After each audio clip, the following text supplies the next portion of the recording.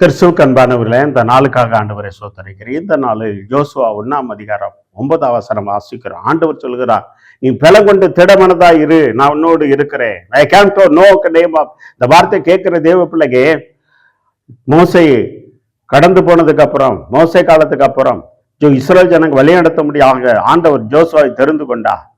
அப்போ அவன் குழம்பி கொண்டு இருக்கிறான். ஆண்டவர் சொல்கிறார், நீ பலம் கொண்டு திடமனதா இரு, நான் உன்னோடு கூட இருக்கிறேன், உன் கூட வருவேன் என்று ஆண்டவர் சொல்கிறார்.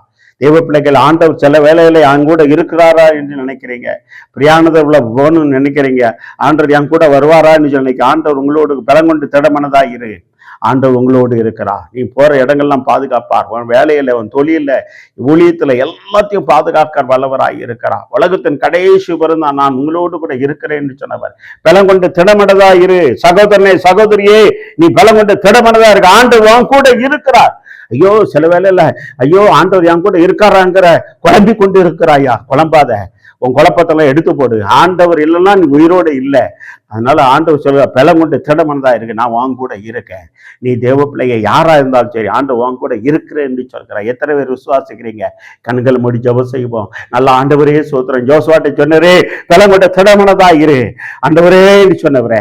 அதே போல இந்த ஜனங்களை பார்த்து சொல்லி, பலம் கொண்டு திடமனதா இரு, நீ போற இடங்களும் வாங்க கூட இருப்பேன், நீ செய்யற வேலையில, தொழில, ஊழியத்துல, எல்லா காரியத்திலையும் நான் வாங்க கூட இருப்பேன். பலம் கொண்டு திடமனதா இரு, பயப்படாத, பலம் கொண்டு திடப்படாத.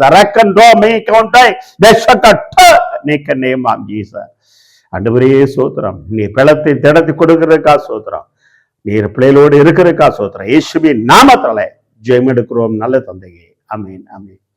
God bless you. பலம் கொண்டு திடமனதா இருங்க. கர்த்தர் உங்களோடு இருக்கிறார். ஆமென்.